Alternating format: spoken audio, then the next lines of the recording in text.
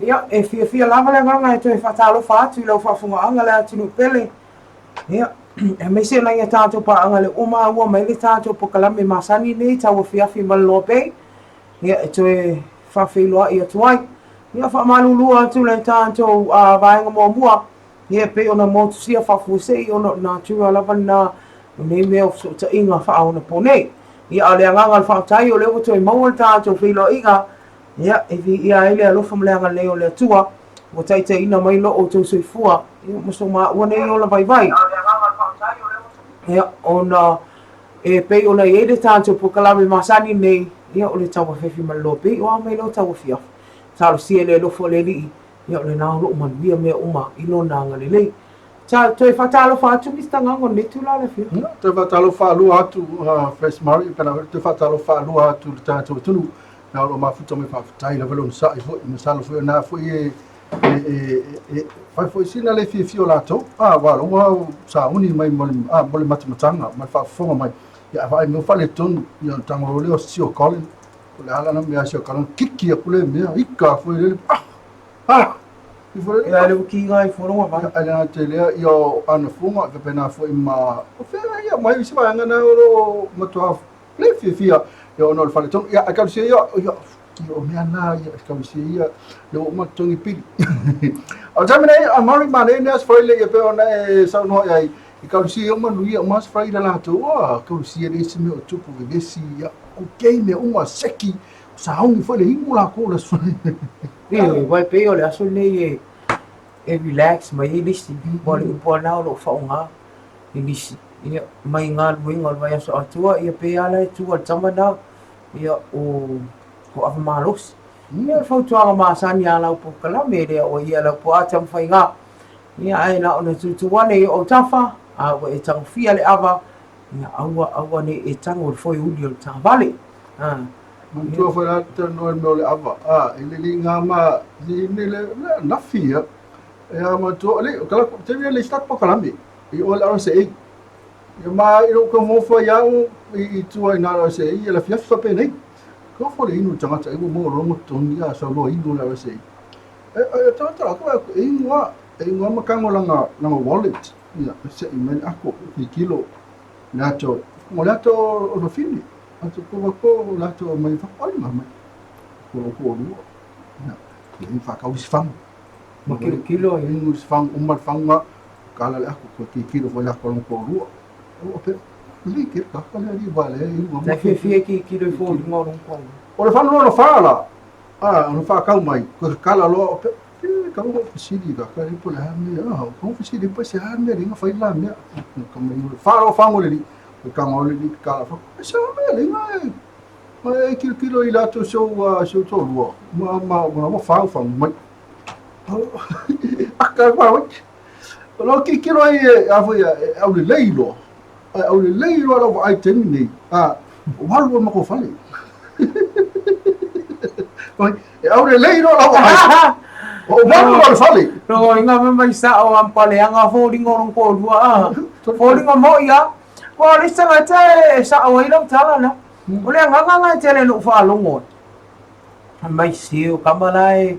e dua loa pusa vai lima po pusa taula ko ma ngai elo vai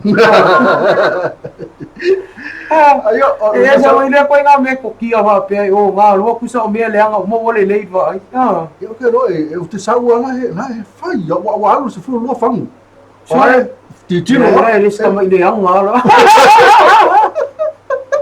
e vai ara sfare como volingo si ma ko vika lo pe ruaka se ni ngota mata foto ale le ya volingo si fine ai le nga ka luaka se nga alo mo ko e amori si luaka se ai mo ko ngala wa ia o le tala na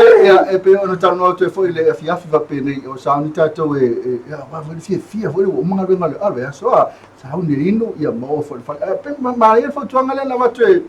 Fresh Murray mai se taxi ia vai foi si ai stanga tele o na tu lo ia vai ngata te ko la vea oi mai mau foi lo ta vali ia mai mau foi se fu la tangata mai sa ka kala sa mai lisi tu na wa ke ia wa fa ida lisi ang sang Io, il funziono ma sani vale la volo fa ia fa la vita ta vale. Ia ma me ala mi mita sei tu lo, dunga le ala tele. Wa avea le whaafou tātou awala, ma mea o whai e tū unga le hei whamole le nge awala kukumu, o awala nāla o na whai o le vave o le o taavale. I lona sawa whaatūlanga ina, e te saunga le muai, saunga le muai maola o nei tangata sawa vali, pea o na mai atu fo i lama sina, ia matala whaanoa noa i nei whanau, ia o mauso i fua, ia pea o le whai atu. Se tasi o nā alo toto ia mafua mai, fala vilavi i lunga le amatili. E vatu a whawhautuanga, tuane o tawha mātua, tau tuana whanau i te mi o e pasi, mua o i lalo, e maise o le taawale o loo muli mai tua o le pasi wai le loa le kolosi whawhau sa i o le tame titi, a o loo lava le te mi e whai o le ta o filo sa. O whautuanga e tu atu wai, e te olo i poponga e mantua lo le tata longo atu pea, i le tele o tātou po kalame pea o nei. Alo mari ia masala ta fe me fa solo le mo fa foi sina ba me ta tu temi ya te ri vai tu tu ngia me fu fa ngale fiafi ia ia fa talo fa e ka mo e ta tu live fa talo fa tu ia inisi na ma fu me sa si fa talo fa tu i la ngala fa sina pisi ta talo ta si fa kalo mo mo tu e la tu lo ma fu mai a mari si ma ia oi dai ko ke le si so le ma sa le ta foi le lo ma la to le live na la tu mo fatalo fa tu se fulu iva miliona le wa mafuta mai ia ana o saio silo le sila ma lo saio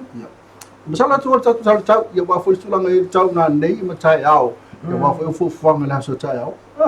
io sa le ia Filippo lo la ta lo Filippo ta lo fu ava Marietta tai lo Filippo ma lo lava ma lo tawata o le tala nei tau pe on lang malo si tātou company po le faltan malo ang lelei ale Skyview Villas po le the well venue pe on fa mawina le afondima le afiafi nei a Faraile fa Oketopa lu afis river o winga le tau a sa video tua o loanga el mata o polu o lo of ti pe sa mo polu a toa lava le ponei o lo fa pea mai na tala tau e matele ina langi le lei mai fa solo ina malu le po ana nei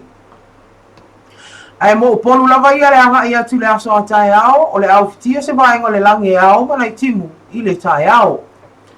mo se vai o se vai a to lava ia o le fai man tanto tala tau e matele ina langi le lei mai fa solo ina malu le po ana nei ma nei a mo le anga ia tu le aso atai ao le ale lei le tau vanga nai nai timu le ai ia e pe ia na fai atu o le afsusu ia le tau e le tu mau fo inga le o lo le ngata ina va ia le vela o le au le la alo ia na timu e tele ina to ulu ini si o vaenga ia o le atu lu tala tau pe ona tu ina mai tau hisa vai tau mo le anga ngal fa tai tau hisa vai tau mo nu mo ngal wenga fai pe le aso le aso ia manui a tiu te lo fenga ia nei foi po ile anga ia tu le aso tai au ai fa si le fa tai le tato fa ten malo numero tasi o le Skyview Villas i naiti a papata ia ai mai se le lato the well venue po le ala va so fa mo inga ai mai se la o luo na la tu fa sia ia book mai se lua va no i le the well venue ia e fa tino ai le lua tau tonga i mo le tu o ton le la o fai le si visilina ile si le si page na pese group page fo le ale Samoa mo Samoa ia ofisili mai tasi fo le mana o mia se tasi masalo posta mai tai Samoa na na temana o mia se ya mase di palani mana o mia la o se venu nei Samoa vole fai poi ia ko la ke le si venu la tau tei la ka ke lo tatu to va venu ma lai tele mana o la tuni de fang vai le ia pia ia o lu fanga le pia to tau tei wa ese mai foi mai le mio page ka fama ya ese foi tu langa tu mai la tala mai foi i tau langa nei lo le o mamau i tu poi nei fa fi tau ri le drive mamau tu wa ya o le tato fa tel malo ya la tu mai e o ya o le tu i lunga le mo alanga ile umianga i drive pe ngale bus fulu mi nu te pe fulu lima pe ale pisi ya e tau nu lo yo le no fuanga sili ono romantic ora upo foi na ma sa ni fonga ia malisi me ma tu o kai le sami ise lo mai foi le ia ese lo mai bebela o le la ia como fai ina ia i just time ia fai ai o le po o le o uli ia vai malu Malu wale bango, ole mana e malu lunga usala we fai lau o ponga le bango vo o sinai o matu o matu o nu pa ia nu le nga ile po vai sula to la fa fonga foi o ia mal pa fonga tatu e yo le ka fa longo po sa o me nga ila o bango po sa ka ai wow me nga pesa ya I have tell mai mo tatu masalo tau ya na mari foi tatu fonga foi la so tau me tupu la so tau me foi tau ta longo o ia ngala ka alu ya pa ai oi au ka ai ka longo le tampo ai mai le tu pe o me nga le look for le si ya we ka e lang kiwi ka ya o va ai vai kiwi wa ka e eu foi o sono le malama o sono le malama e se me la ke le nga le nga kiwi ka mi na le wa lu mo le fa nga ta lu o le alu foi ngai lu mo le nga u ne me la kapi o sa ma kwa number 1 fan me la kapi ya sa le ya kapi ko vale ai foi pe ma di se se la ina pe on fe ina lo pe ki me se lo pe ki ya mal Auckland Blue ya to vota to mon sa mo ye se sa ta alu ya ata alo ta to mon sa mo si ya pe family ke expecting la lava laki pe malo ya pe ko si pe kusa fo ya ai te la vai na o ma tu tu te tele mo loa mo o ke le fo population ai malo ta tu au ko ki ka fa alo o so dunga yo na lo malo ai pero pele ki ai ya o mari me fa fo ta tu e pe yo au nga la nga malo so e fa ina lo upset lo o le ya lo e au ka ndu le o ke o se upset lo o le mena ke fa ia ve te pe ina pele no wala tia sia si tu ma tu ai le o matua fo le ministro fo ai kar foi ka fa ke ai upset le mai e ko mai fi ala le ngo kan fu de mo fa ngo fu fe ngolo periki ale donc o fa ngo ma di me na yo ai o ina ko ese ko me ka o stress ya man me ka o depress ya no termina nei mari ya le wo bre ko fa ya na me o ko follow le kapi wa makanga mo follow ya Jesus e fio lai ko ya kang yo Jesus ni oi o dai mo tunga afa le fiafi pe ala fai atu ia ele le ia tatu tata no fo inicio vaenga ia ya wa una tatu fa so ia ale ni tu la le wo mai le famianga so formas fa na pe masania e pe lango ina malo se tatu company ang le ia mal le fa mama venga pe yo le freight plus i vai lo fa le ata ia fa talo fa tu atu loma ia e mese la fionga fa bui po la fionga le fai pule ia mese lo pule ngam la fenga venga ma lo la vale tawa tai le tau tua ina no malo le atu lu le fai ngo fie le ngata o fa mo moli mai va lele ia mese fo io va le si ma le ia sea and air freight po le air cargo ia pe ona ba ve ia toi fa tua ina le tau tua le freight plus nai vai lo fa le ata ya tu na tu la vale tatu e tresina ina o kilani ya man tu o kilani la vale fai mai sia la fionga ya tu lomba ya fai la visi number 1 ya la tu kai wa ya som sa lo container ya de tasis container mo sa e pe fa container sa le ina ba aspe lima o le ina le 1 pa 14 istamaki ro papa toi au kilani o le telefoni te vidi ai ya o le iva ma ko au kilani o le iva o le iva lua fitu valu fa lua voltasi lua fitu valu fa lua voltasi ia mso tali sunga ya Robert na siu o ia na e so ta ia vini ke foni na mai do se tau le leimo oe man tu pe ona fa atu e tai lua va ya so msa tu container na ia o lo ia fo la tu warehouse te le lo volta tu free plus if vai lo fa le ata ia ka lo fa vai lo fa le ata o town area lua warehouse te tele na ia and I tell mai ina mo fa mo lima loa tangata ku sala pe ke kuai mai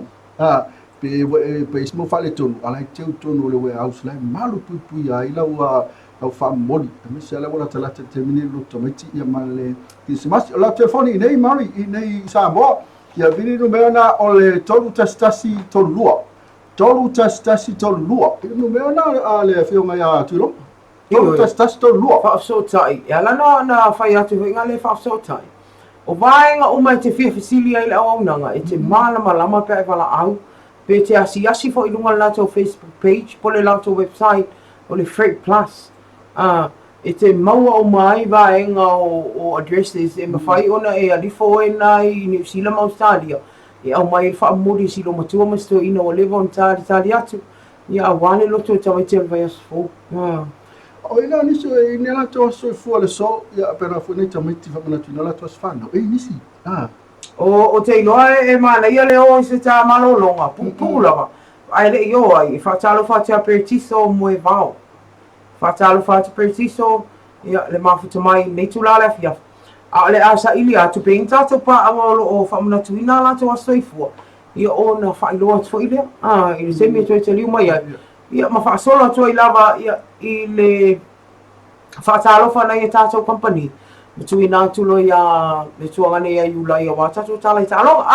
ai o talo ese o lela halu sina malolo popu le taliu mai fam dianga soifo mas fana fa fonga i tato tala i talonga po ai le tato a o lela ata alo male au malo se ia pani i le so tai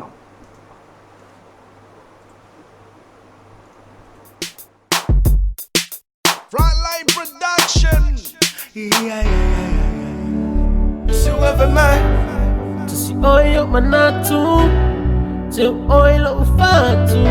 DJ Comics XJ DeMarco Faith 25 Down your bar Yes, I should love you, Million of fetu Susulu watu Ilola lele fipa yo Emazezo cheso mesitari Sa osu inaraba Tifunga la au matana Sitasi ya lofa moni ya te au Yeah Miliona fetu Susulu watu Ilola lele fipa yo Emazezo cheso mesitari Sa osu inaraba Tifunga la au matana Sitasi ya lofa moni ya te au Yeah Que vamos a ir a una lele pole masinga lele pole que wile wa oloing sa usa ifa solo aku me mamao wala basea male mon ke papao asibela lelo fa visi mawika lolo la monga o sa yo kalonga fa maongi alo fa le kasi loko e kasi Miliona fetu Susulu watu Ilola lele fipa yo Emazezo cheso mesitari Sa osu inaraba Tifunga la au matana Sitasi ya lofa moni ya te au Yeah Tangi totala alanga epeyo briana How to make pleasure to time make you love ya No love for Fatino, sister, no love for Latino No la lele, manita Latino Ole owe ya wanga, taine matama Tamoana Tele tala tangata Tafa aleanga My owe ya ita Body no matter Miliona fetu Susulu watu Ilola lele fipa yo Emazezo cheso mesitari Sa osu inaraba Tifunga la au matana Sitasi ya lofa moni ya te au Yeah Miliona fetu Susulu watu Ilola lele fipa yo Emazezo cheso mesitari Sa osu inaraba Tifunga la au matana Sitasi ya lofa moni ya te au Yeah Whoever man Oil manatu To oil of fatu DJ Comics Frontline Production XJ DeMarco Faith 25 Down your bar Yes, I should love ya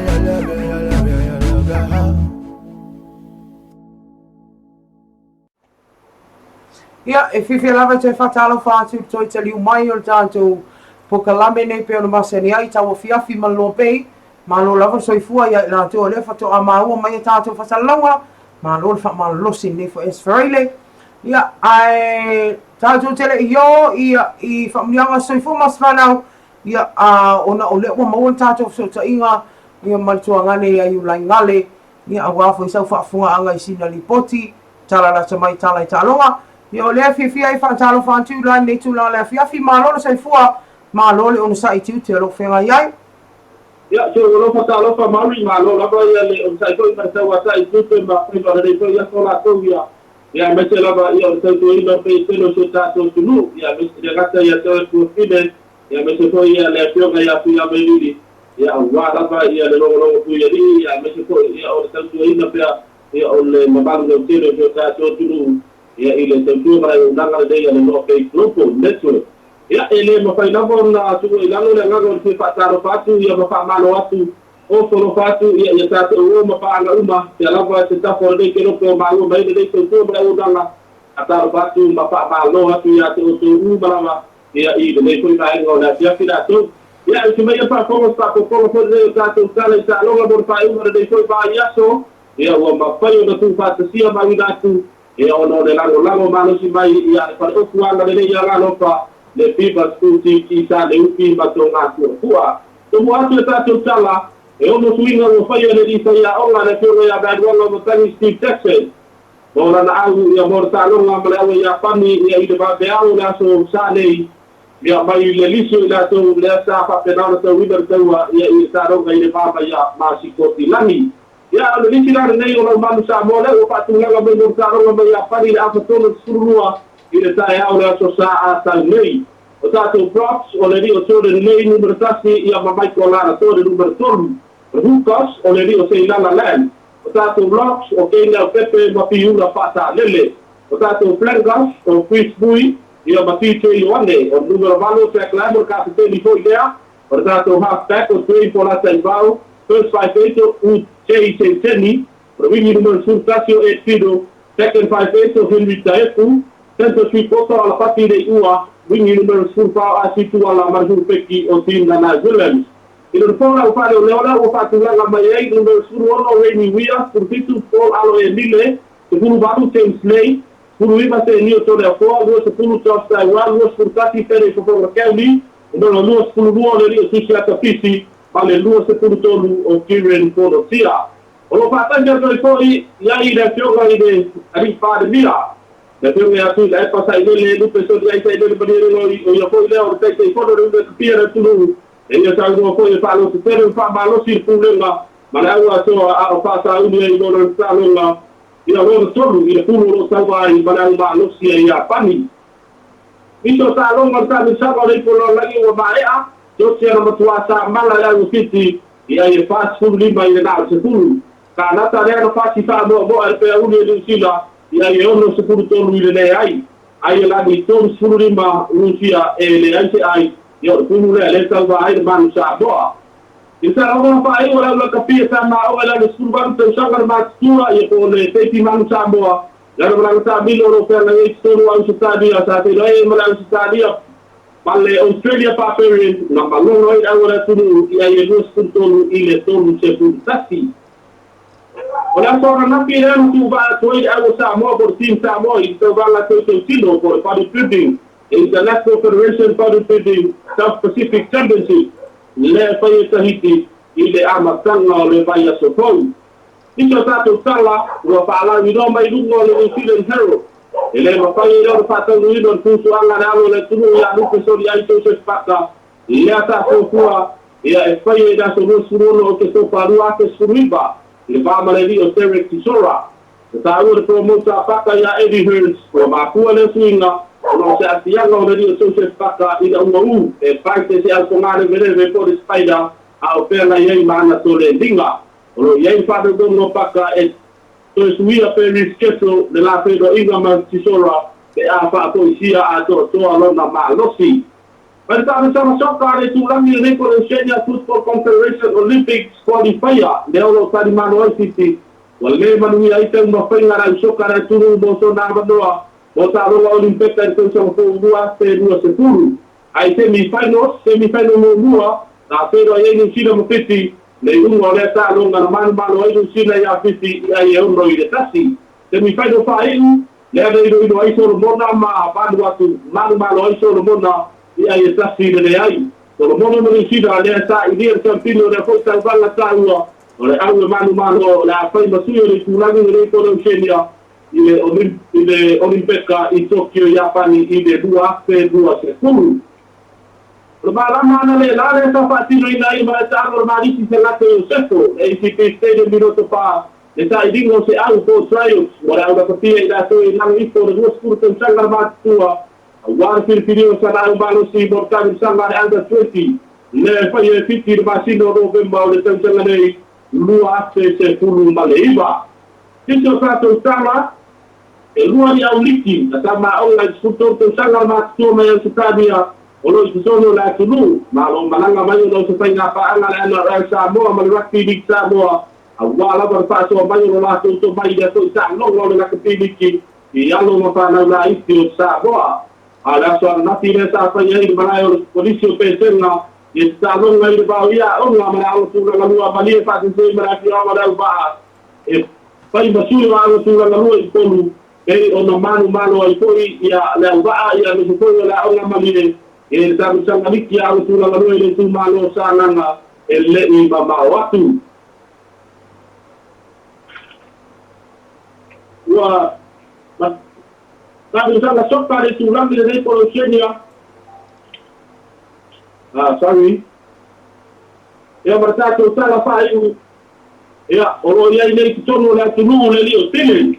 o ia le se tasi e ta la ino de ko fa ta bru vale nei ba wa pe manu malo se pe de algo e ba mai ta lo olimpeka ai la to e ia sia la tu ba wo so i pua ba wo ta ba do ya sia yo le ali le ba enga yo te bisi ai la to ia o fa na la iti no pa to atu ye ro to mai ma la sa no le ali ia o ye ro fa na lo te inga e te ba langa mai ta bo e le fa pe na no pa to atu ia le poita le ni ia la stalo ma le yo te dici ia bo alo mo pa na garo ba o si o ta to tu ia le pa ingo na ta to ta stalo ma bo le foi ba ia so ia ba o so fa ko ko la so no fu o ba ia so no mua pa mi tele tu te mo fa ingo re e foi ia so la to ia ba se na ia so fa ingo re dei ba ia so ia le na te ia ma mi tele la tra po inga ia no foi ko la van sa mo ia ila na talo no so no tu no sa vai le la pero e barang palo se ia pa ni anu se le na pa so so le ia fiafi pa so ko ia pero se so ta so tu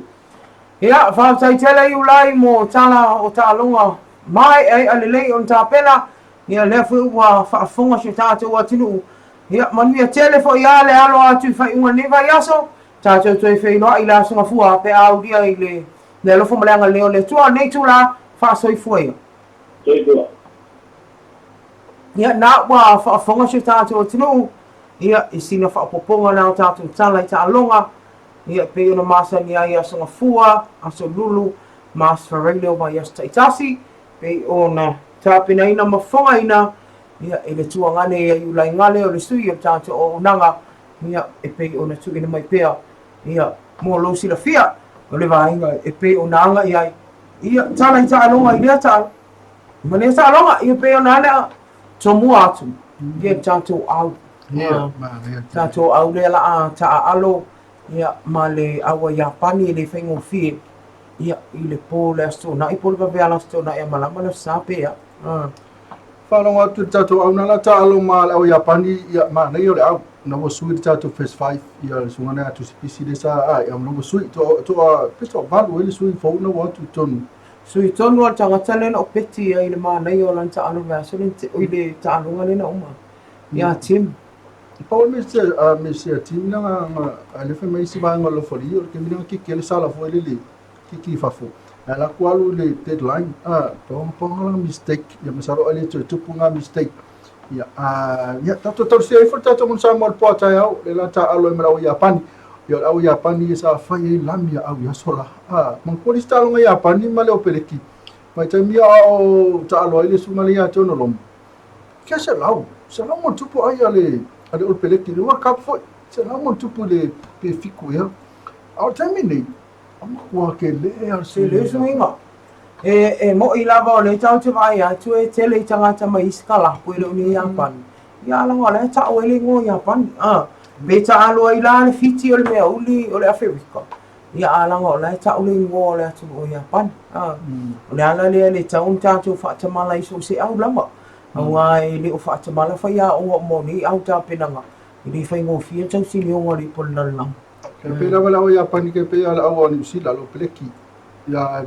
palangi fiki ia Samoa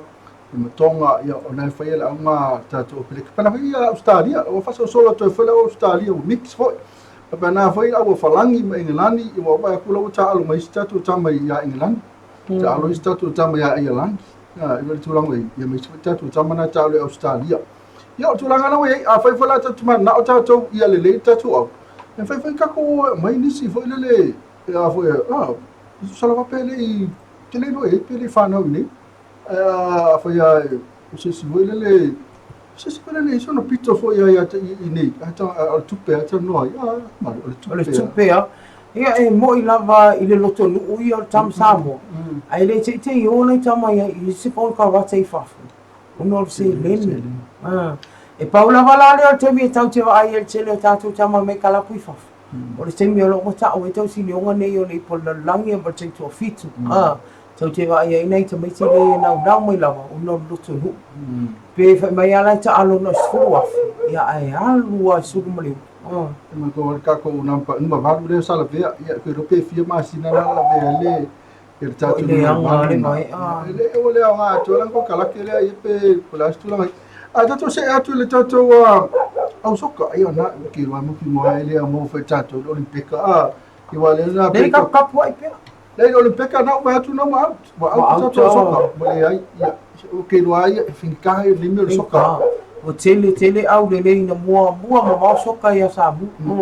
au le anga fa tai o le tama fai na ia fa na u sa mo ile foi ta longa pe onda fo ina foi tu ngani ia i ulai ia masala a fai a finga ta si wa ku ngai me soka la ku ia kan fai tatu la kirikiki ba kirikiki ma le vai atu o se tasi do sa ngom toi bave o sa mo kirikiki le fa per ta lia le pe nei pokala mea le fa tupele o le National Bank po tanga tani o Samoa le no fa tino le sto na pina fa toi tatu lai yo va ia lava mali fia le sangi fa na o fia ta lunga ale va ve ia le ia jo se ono tau sanga pe a ta ona involve ia onga ia initial youth groups ai kalisia ma fia ia lova ia le fina mau al ta tau pine i ta lunga Pasifika le na pine au le au teine o fuana ole winga lo fam talanga o pile fa mauna o le tala o vave tele sa mona pick up le kirikiti fa peritani e ke la ma fa anga mari ma fa fonga tatu o la fa lenga amaka me tatu ki fa samo na la na isuwinga na i la kia ala ia tale ni o ia soka e finga ka ia le suka ka longa o la tu ia maka mai al tu sanga lima tu sanga o soka kam kiki ma ta longa traditional ia o tu Europa al kiki ke masalo kiki al tu salo ia tatu traditional game manga o feula ia va ai sa oi le ala o sui mai na nai tu la fonola al fati no ngai pe kiki tsamo mai isfatala fatia mika salayete afiaf manuia malo lava tawata ma afiaf Mr. Amarieta tai lava le fatai me fusi vai na sia mo news fatai lava lo va se lo fatai ulai mo tatu news le kele ia ma alisa kai ta lo lava ma lo tatu ne afiaf lo fatu mo lua Marieta pe fa velili manuia ke from Western Australia. Sorry, ma ora me no for vai ngale. Sal fa alisa A Filippo lo my follow ile cheerleader le linga OKP. Ia ma alisa lava le fa mai au le so sister rona sei. Ma le la ka una elo ka vanga Pasifika. Ma lo tua. Ia ma Filippo lo ma lo tua. O jamle ia na o tatu tala mai talonga pe na le ka fa ko review fo le ia ai le petia ia mo ta le so fuala o lima sfuta la mai a mari ia la ngale ma peti me malo ia pa ai ola o ia fo ia lima sfuka na le o sa uni ia a lima sfuta la bio matne a le ko bo ia ai o fatua ia o fatua tatu man sa mo ia o loto ia ole o ia pani ia to mai dola ia le tu fatasi ia malosi lava le mea le lu fatu o Samoa ia ai o tino ia pe o le apa ka po ai fo o tatu o negative como foi Be positive. o tu ta lo no matu nei e fa ingale au le au malo mai si au disi au e malo tu ke pe le malo fiki a fa inga fiki a ia o koe pingi chotia mai ia chotia pe fiki pingi chotia ia pena fo ia le papai tu le ia i tulanga le ia le langa pingi ia pani eran ia ko ia pingi ia pan Awai le loa le me fiki anga e polo pola le tala e loa le au lo le afi i le potai o que ko vai fala uma coisa vai na ula tu o le fa ka mai pa tu ka vale o ka longo ko inga ngai mo mai le ko no malo ka ko ia pani o pe fia ni ai ra pingi ka ko ia pani ia fa so quarto vai tel ni to ina soli fi malo ia pani ko vai pe malo sa walo muito malo ia pani wow malo sa mo ile todo ai todo pe ai malo sa mo o le sala ni uma tolu le ai le todo ai si de sa mo ko le pe fi ai le taronga todo ai si de sa mo ia pan ai malo lo tato ia ana tato wala ile ko final wa ko malo fu tato ia elani wala ka le malo le mang sam ele lo pe fi ai kile ko ka uang ya na ka unga ai dia ringa se me fatalo fatu Johnny tauti malo lo baba le mafuta mai ni tula la fiafi ia au te loa ta o sini malo longa ia fo i mai loa fa ta lo fa na ia ta to company so o tuai male family yang fa la we tele o so fu mas fa na ia o le tawa lunga lola ia itala mai sa mo pe ni ta tali mai to ten ai fa malo la val mafuta mai Ole mese mai si vai ngasi ia le fa ko maka mai le la watu le fa mai po mo se tala le fa mi sinonga le na fa tala tu na ia maka mai le la watu so atu e pe a manta to pe se ma ni la le fa tala fa to la ia so na fai polo le ma futa mai fa pena fa mai ta i tanga lo au le foa ia ma fa se dota le ma futa fa tai le ma futa mai se vai ngasi ma futa mai ia ai le me fa ko me mai no ta to YouTube ni ki mo ai lamba ai si ke le pe sia mama lei ono sai ma lei ono sai ma lo lava ia ele uma o po fele ma futa mai ma lei klastete ma lo lava ia le ma futa mai me tu la fiafi o me tau nai ile nu o funga la o matala ma dia sa sona ma ki ke ko me le sungai ulai fa ko le ma fa ko le ma fa mai le ta ele ma le la sa si mai yo le ma futa tu nei le no fanga ko ngala au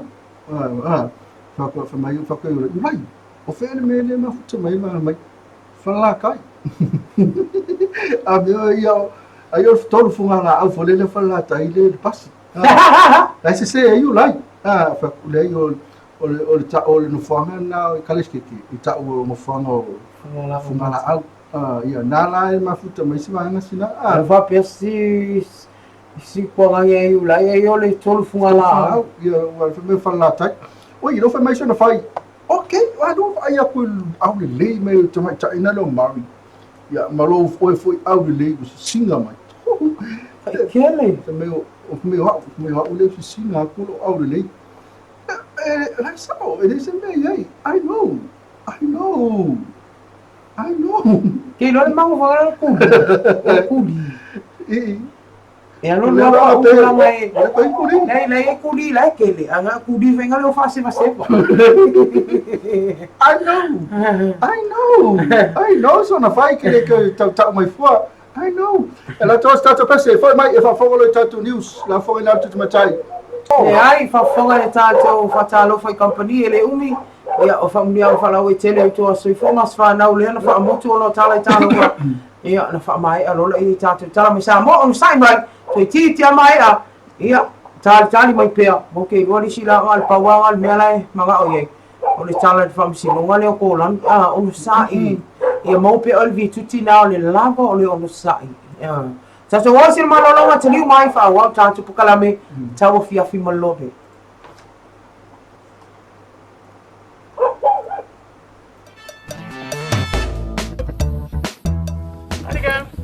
so. Alofa. What's that? Crikey, can I have a taste, mate? You know, a mully.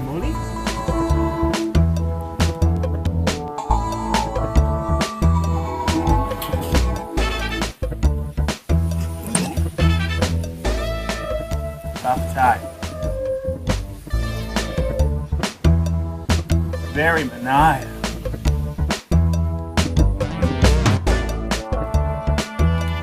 Hey, come on down. Kakao apa pun? Wah, Uma.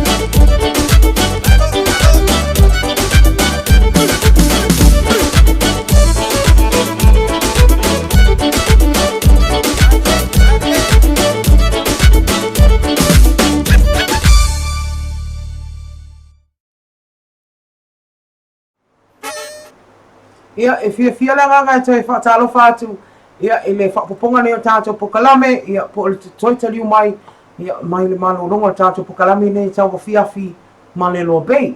Ia pe anu whai atu. Ia o temi nei. Ia e toe amatu i whaamulianga o soifua mas whanau. E ui o lea lava e le o iaini nisi o tātou paanga. Ia e misa o tātou tunu o tuina mai. Ia ni aso soifua. Ia awale ia whaamulianga soifua mas whanau. Ai afa pea na te whaafonga mai o longa soifua leo la so wha Oketopa. i le tausanga nei e atoa ai pe whaapopo ai i a tausanga o lo soifua. Whamanuia tele atu lava ia le tausanga whaapopo ia o lo soifua o whea lava lo e mafuta mai a mata mai lava i se pepe se ia pa ia se tinap o sama matua o whainonga ina lo na soifua. Manuia tele lo a soifua mai lau pokalame TAUAFIAFI ma LOABAY ma whaamunuianga mo a soifua mas whanau. Ia e pei o na lango ina malosi le tātou company le Freight Plus pe on whai atu ia o a lava whaamomoli so sto i ngā uta ia e tāni le Freight Plus mo oe ia i so o se au nanga tau whaamomoli i se au wala vave saonga le mū toi whaatuatua ina. Ia ao le hitula nei ia le a tātou atu loa ia e whaatalofa whaamalo na ia tātou Pisinism Company ia o na tātou atu ai loa lea ia tātou tala mai sa moe pe o le tali mai to tele ia malo lava le o sa pe on fa ia to ana le se no tātou company Pisinisi tātou tele mafuta ia ma fa afsa ngai ia tātou pokalame ne o TAUAFIAFI ma le LOABAY.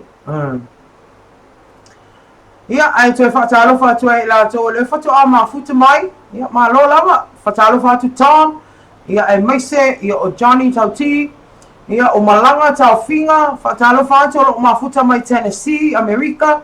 ia o lo momoli meona lo whaanga mo shiona a inga i tuanai malo lava Malanga ia whamanuia le atua i le au mawai nā atinu ia i le malo tele o meleke ia ele ngate leo na ia tātou paanga o mai pe on whaatalofa mo muatu ia i malo lava le soifua malo le onisai.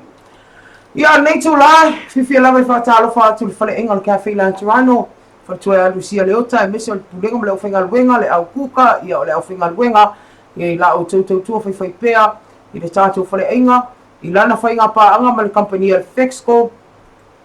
a e tau sami le Cafe La Toronto mo le tua tapa sau voucher o le voucher na mwhai ona e te umanuina e tala i sau se leni i le Fexco tupe mai fafo ia i se rate sili on whaamuni e loto. Ia Cafe La Toronto i lana vai fiu ia tapa i ai e o ngā mo so o se mana onga o lo tino me o lo whaaloa ina o tau whaane tonu e tani la mo o le vai fiu o Cafe La Toronto. Manuia la manea fiafi tātou Cafe La Toronto ia i sale ufi. Fexco whaatalofa la fionga ya mpola e mise pulenga mo le whenga luenga pe al whai atu number one currency ia o le moto le al Fexco ia ai maise o tupe whaamomoli mai so se atu mo usao le mu vave whaatotuaina ia mo oe malo a inga ia i tupe po se lini lafo mai so se atu mo nila langi o so o tautua ale Fexco.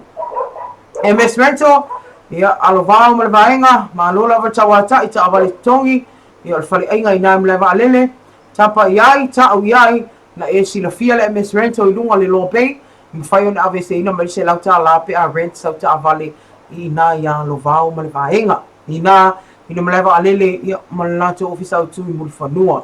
Pulenga tangata ta whama i mo mai fafo whaatalofa e whamtua inu le pulenga ma le whenga luenga ma lola va le tawata i ma le ono sai nei fo i vai tau tele o pokalami whaalau i loa ina i a tā mau pēr tau tonunga le atunu u ngaru roi whaatasi au wase sa moa lani lei. Manuia tele lava fuafuanga lo whianga i ai whai ungal vai aso. Malusi anga, po le pulenga malusi anga, tau ele tise, whatalofa le fionga i atolo nga tātile, tui mele li whano ai maise o le pulenga ma le whenga wenga atoa malo le tawatai e le whai ngofiala o tau pito la au, ia tau tua ino le atunu e ara le tise saonga le mu au ina atu, ai maise o ngā luenga lusu whai tu la fitu aso le vai aso a wale wha le ino tātou pou e le tise o lo o whaafowina. Freight Plus i nai vai loa pe an whai ato le langolango au tūle o tātou whaamianga soifua mas whanau tue whaatalofa tue nea fiafi ia le pulenga mlau whenga wenga le whiunga atu loma o malea di whai pule ia whau mui. Skyview Villas ia peia o na mai o na whaatalofa atu iai ia i le whalitua Madeline ai maise ia o le pulenga mlau whenga wenga ai maise o tau au venue o wane ngalo se o whaatastinga. Beaver's Boutique mana o tau la e so o se la e a mata mai la mai tamai ti se ia o i se au pito matua e te malie e whaamleina lo mana o i so stoi ngā la e la e lei so stoi ngā skaili e malie e lo loto ia o lo i nā i le whaafsanga i mani maali ia o lisi ona la I nā I tonga fuafua. Manuia lava ne afiafi faitoa Maria e mese pulinga malofinga alwenga. E vai lima e pia la lowo lava tinu ia o nā o lo whaia pia lana pa ui nai au kilani sila. Asi Facebook page al vai lima e te malama ai. So svata singa te tele ia asi ia e wala aua e numero telefoni o lo ilunga lato page o le vai lima breweries. Fatalofa na fionga I tonto alia to filawa e maise pulenga mala whainga alwenga o lo whaanga solo pea tele o pa u o ana o loa a mata mai lawa I televise se o I mea fale o vaenga o whaatotonga ina o le mkuka ia ai maise whaana wa o ngai so se vaenga tau mea o nga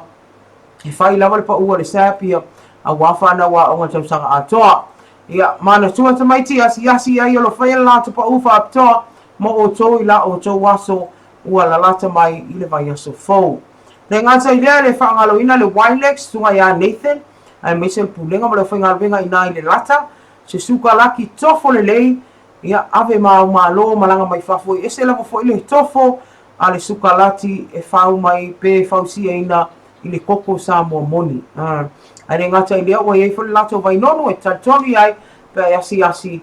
ia I nai le lata I lona lala au tū.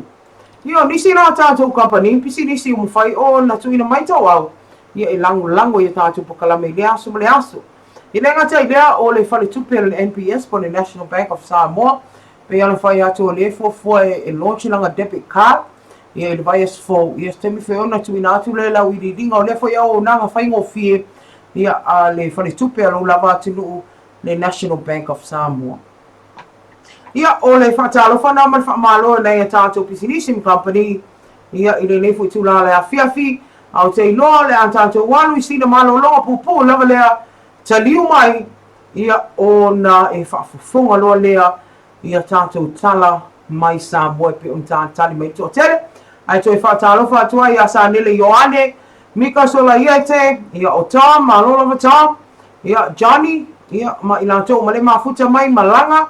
Ia ma Lisa, ia whaftai lava mafuta mai Filipo lea lai, ia ma lo lava le tauatai.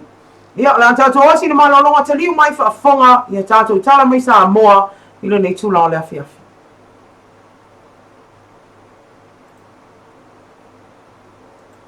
E tāua lo malama lelei ia inga matulanga manaumia mo le whao ina atu le elitise I lo maota po le bisinisi. Ola tus, kui kia umaro. Oma, koe ale kisi. Oina koe arofon. Koe ala whai mori whai leiseng. I wha pepe kai wai so sisi ngā mea. Iai, koe whai mori whai longa leiseng I wha kanga lana kula fōne tisi. Kau sa inga pe vika wa venka we kisi. Kia. O mea whi pe vika. No payment, no power, brother. Mo nisi whamatalanga wala au mai le ono 55 o le ono 55 whafitu. E tāua lo malama lelei ia inga matulanga manaumia mo le whao ina atu le elitise I lo maota. Single-use plastic water bottles are a big waste problem in Samoa and for our planet. Do not throw away water bottles after drinking. Take it with you. Keep beautiful Samoa clean and plastic-free. Bring a water bottle when you come to watch the Samoa 2019 Pacific Games. Fresh clean water is free for all at all venues. Keep beautiful Samoa clean and plastic-free. E tāua lo malama lelei ia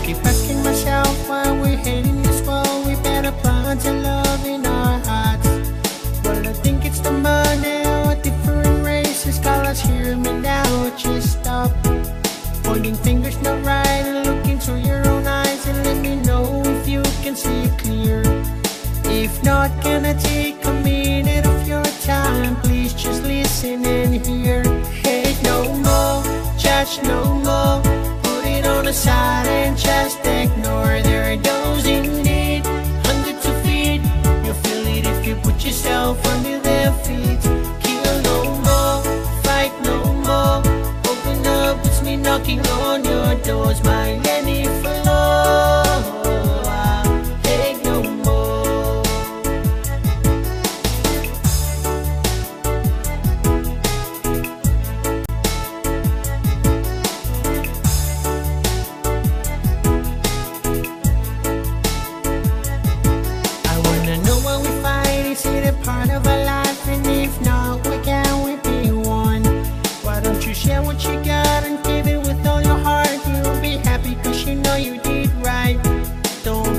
wish, my friend, you know, stand like a mountain. You never know what tomorrow will bring. Sometimes we think only us and we forget about the others. Treating me the way you like to be treated. Hate no more, judge no more. Put it on the side and just ignore. There are those in need, under 2 feet. You'll feel it if you put yourself under their feet. Kill no more, fight no more. Open up, it's me knocking on your doors. My Lenny for love.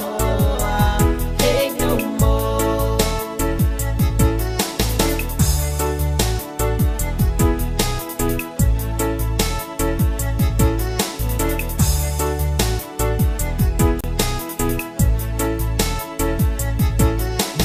Love is a thing that never fails if it comes straight from the heart. Opportunity appears in a different ways. Make it happen, cause we only pass once. You will be judged according to what you did in this world. What goes around will come back to you.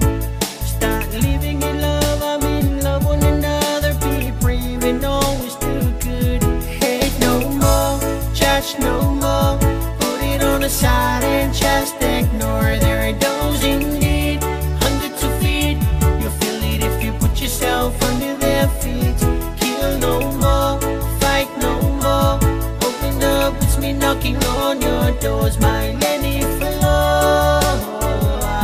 Hate no more,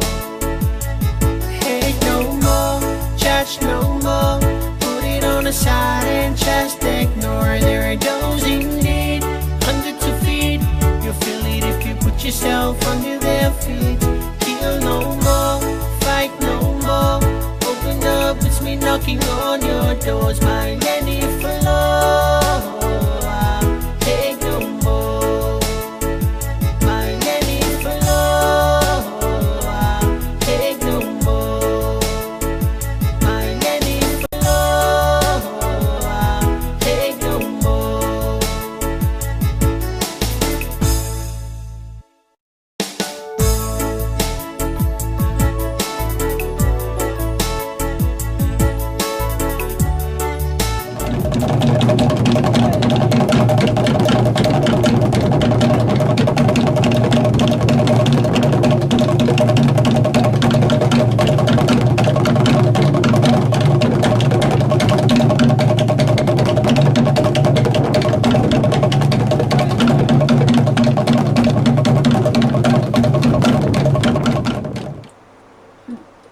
Ia e fia lava e whatalo whātu so tari mai al tātou pokalame.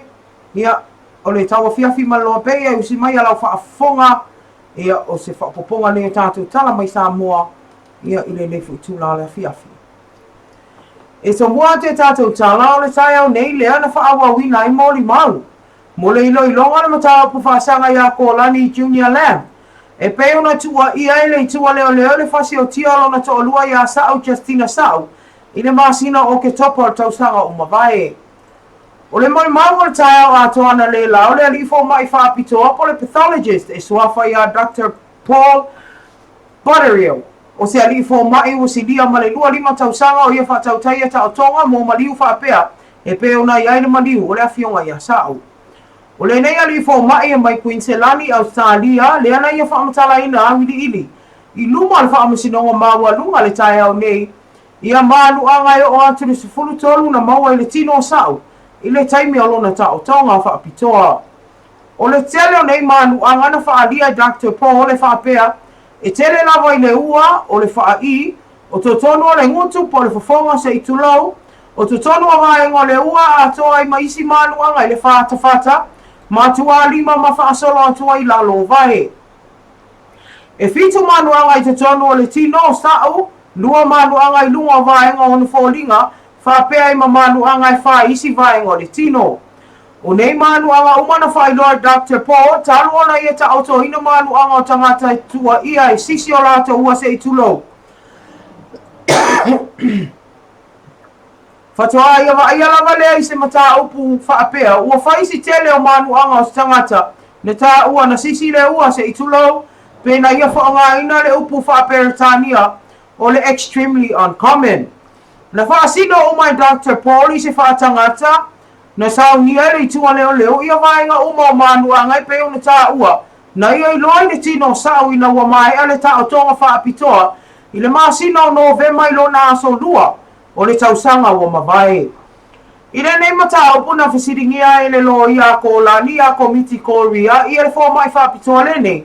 pe ia se ava no ai mafai ino o ni manu anga fa pe ia se o sangata pe a fai na fai ia se so ani mo po le CPR le ana tali le fo mai ele ai e alo na mafua nei manu anga ele o se ele o le tulanga lea ai mafua mai ale o le manoa po o mafua mai ala toto o papa ai mafua mai una o le na tua o le mafua anga o le mali o le tangata ile au te lenga le mori mawale nei fo mai a Dr. Pon na ia fai lo ai e fo linga mai e le o se sisi na mafua ai o na maliu Justina Sao mo le whawhanga ngale atinu o lo fo ino le vai aso fo lea ua tuina atu iai e toi amatali ai mori ma wha o le nei mata upu ma le ale a whaafonga ai ia le whaamasinonga i le mori mau al tama i tau si tama lea lo a vea mo mori mau au tua le tua leo lea na iai tonu le va veao na tu lai mai ai le nei whaalave lave i sina monga Inisi o tala o leo fa maunia mai e leo le TAUAFIA ma mori o sina tala vou. Lea iai ne lato taito nunga o ia tonu lea e ana le pepe le ana tia ai muri whanua i se la pisi le wafu i le masina o mavae. Ne whaalia le komisina o leo ia fu ia vai lili i ken kai o e whaapea. O leo mori al whawhina le nei ai le mawhai o na tuina mai au i lilinga po a morianga. O leo fuafua e tula i luma i whaamasino ai le lua vai aso luma na i matau le nei mafine ma se itau fa mai a mai so enga le tua leo na sau no fu ia vai lilia o mai lava te mine ele i mau mai lava ni fa amtalanga e ono masalo mia i se tina o le pepe le ana tia e ngata i fale o le afi o lauri i le lua masina talu wai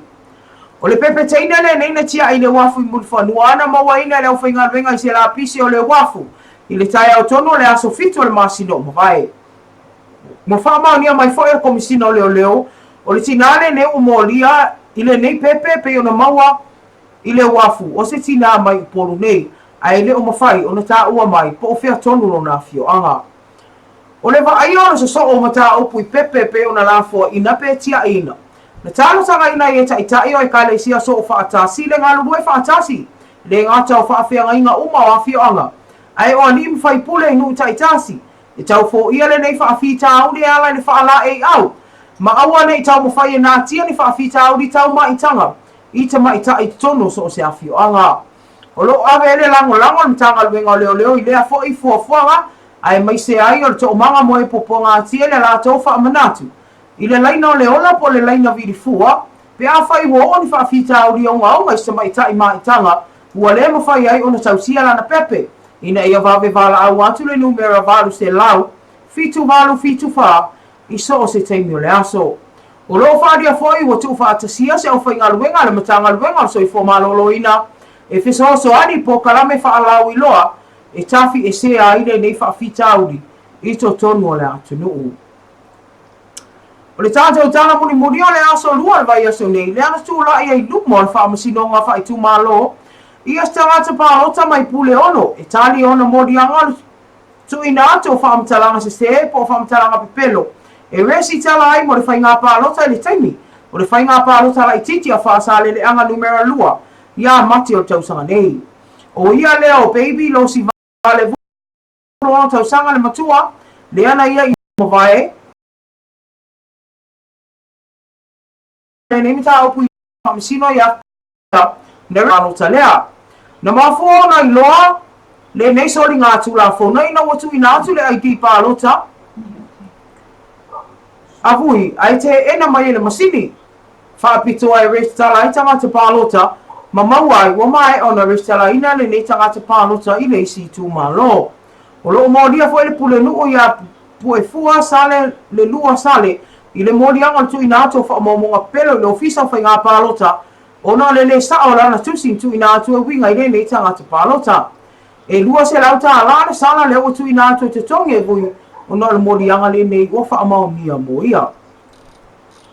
Te whawhanga lo tātou atunu, ia mese ona ia tātou paanga, ia o se whapoponga na o tātou tala, mai Samoa, mo lau whaafunga i le lefo i tūlā le awhiawhi, ia e pei ona tu ina atu ai o te iloa na o loo tuli mai lava, e le toa tele, ia le tala, ia e winga, ia i tawaru manga re lo longa lo mta o pufasanga ia ko lani, Junior Lamb, e pei ona iai numa tātou whamsino nga maulunga, i luma lana fionga i whamasino ia mata tua tangaloa. Ia o se whapoponga na ia waitasi al mori mau le as Faraile mo le ilonga lea, o le as mafua, o le ala amata i mori mau ia o le baby sire po le tau stama, le ana i tonu lava le po, le ana tua ia na tangata vale ina i Justina Sa'u, i lo lātou whale sina. Monga ia manisi lava na o tātou tala, ua lava lau whaafunga ia au te loa la tātou atu sina whawhia o popua le ataliu mai taualunga tātou pokalame TAUAFIAFI ma LOABAY.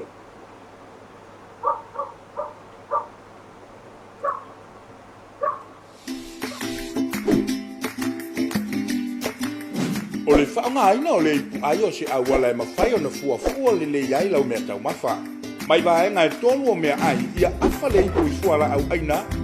O le isi vaenga o mea ai whātuku tino. Ma le vaenga mui mui o mea ai ano po mea ai māsoa. E fuana te le o le ipu ai le mālo se mo mia ma whaongaina e le tino yaso taitani. Ia whaonga le ipu ai le titi mo tamaiki ma mātua tausi. A o le ipu ke o lolo mo tangata mātutua talabou o tangata e ngaru e mālosi. Fua le leila o tau mawha mo oe maro ainga.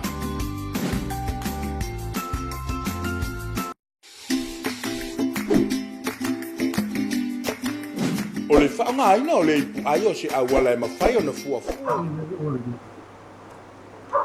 Ia, se whatalo whātu nei taimi me le whiawhi, ia mo le atu wha mālo, ma le whaatai le wale mafuta mai, mālo whalon sai, ia a whai nawatai mafuta mai, te whatalo whātu tātou pakaramini o TAUAFIAFI ma LOABAY atu, oi mālo, lawa whawhikai le wale mafuta mai, ia mo le wha mālo, te mai tau Fresh Murray, tu sa whai ma tātou News Smart mo whie pe o nei whaafunga mai ai. A te mene, ia, tātou no, alo sa ili fwes tātou sponsor lava mo tātou news, ia, a whai whaafunga mai tātou company, pas pisinisi fwai lele, ia, e te mana o fwai wha enola o nanga lau company, pola pisinisi tātou nu, ia, o le tele lava o tātou, ala o whaafunga male au sila mai, la tau ia o tuli tātou ila pe tātou news, ile aso, male aso, ia, maa bia fwai pa e tango sponsor tātou news na, Masarola tele fusi taimi exposure to alo pisinisi pola company to tele la to mafuta mai if not fai loa tu lava ia ai pu le fo ia tu ai nai o tafa so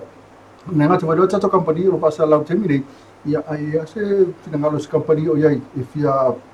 a mailon tau au ia elango nai le tato news ile TAUAFIAFI ma LOABAY ke le no Jamne mari fele na yo news na pe ona tuli te tau mai le tatu tunu ile news na ile fionga ya sa pe ona ye ile moli mauna ale pathologist ya ole tu langa moli mau ya pe ona pole no fa ya tu yo le tu la fo le ole ke sit la vale ile lungo le fence le que mo fo le au ka fo lungo que si tu o ti awa ya onila le pe wa tau Pufuere ko tau este foi solo ngona ia na foi le moli mau ia le tau sistema por pepicita le o ia le sa ia le por termina fa ia le fa la velea ia pe fa ngona ngotu ia na fu fa mal tatu tunu ia na foi mai le fo mai fa pitolia ia o sistema mo le fa ko fa ai stanga to foi le mo pule lo so fu o tele manu o lo tino o le tutaua na o e pikia mai o le moli mau le ano pikia fo ia na le la le sunga Dr. Paul ia mai nai Kuisilani ia na moli mau astu ina ia mai le fia se lau o tangata e pule yola i le tu tau hanging se tu low lava pole tu e whaatau tau so ato a sawa lea mata oto tangata tau e ta oto o kangi manuanga ia o le ala leo lana whai mai e rare e se tupu le tūlanga, e unlikely. O upuna na whaonga, ia e unlikely o le hanging le cause of death. Ona o le winga lana whamtalanga, i lana tilo ia i whaalfo mai, ele o le mana io me io mo li mau fo mai ele o mai fa pe mai do ia mo ki nganga o ki kaka e fa o nga le ngana fa fo mai ia ele tangata o la sa o langa lana ngal wenga fa fo mai le la ona mai o io le fa sino ina le fo mai o vai nga uma o le tino o mai ta io sa o ia ina fa pe ona fa le nga ina ia no o te tono lona fo fonga ia o vai nga uma nei e o tua le tua na o lava ele fa sino fo mai ala fa tangata le pole moro le pe ona avatu e demonstrate fo ia vai nga o mai pe ona fo fonga ina luma fa sino ma na ia ma fo mai aso atoa e uma o te ala fa tas ia le ala le fa malolo ina i lo tau manga ia ai se ito ia dia ia le aso fo vai aso o le sina mo li mau e tu di tau mai e tanto o fa fonga po le ase tala pe pisida le po le ase mea na ia vai o ina lola e ata mai ai loa se unga se verdict o le o ia mta o puni wai ese ata to mafau ese mau fa le mafau le fionga fa masino ia mata i le fai ngo fia long to fingo ia le la fia ngai ma le au li na moli mau uma